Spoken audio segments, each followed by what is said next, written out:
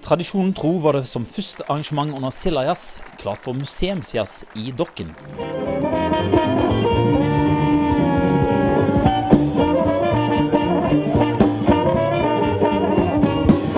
Den folkelige museumsjazzen har i år fått status som den offisielle åpningen. Kjære haugesundere, kjære jazzvenner. Jeg har den store gleden av å erklære den 25. Sildajazz for åpnet. Kos dere!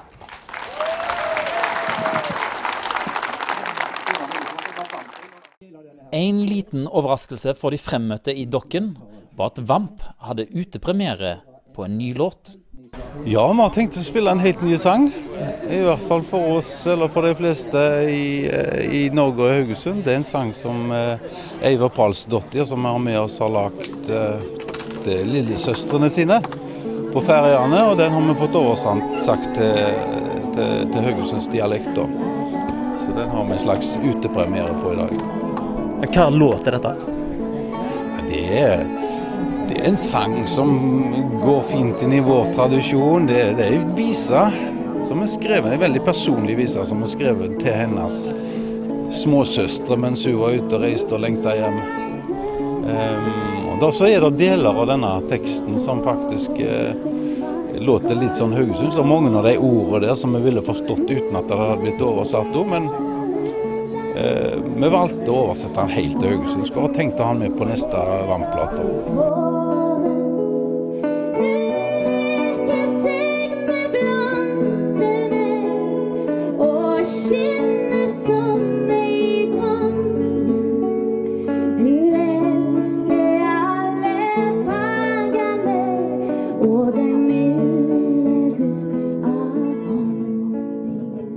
Det er iallfall kjekt å gjøre noe nytt når det er såpass lenge siden vi har gitt ut en studioplate.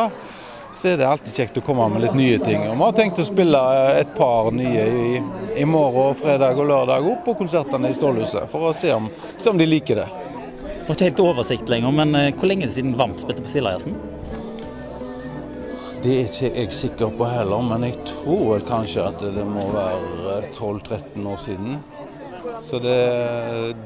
Og så er Sildajazzen en periode som vi har mye å gjøre, sommerstid og litt sånn på sensommer, sånn så det er masse tilgang på konserter og festivaler, så derfor har vi heller ikke vært på Sildajazzen på mange år, som publikummere heller.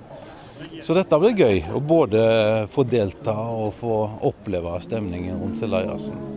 En ting er det at vi har lengtet tilbake til Stålhuset, som har gjort mange konserter, men så har vi jo Kolben Falke med oss igjen, og det er jo kjempemange år siden vi har jobbet med han. Så det er mange gode grunner til å glede seg for oss.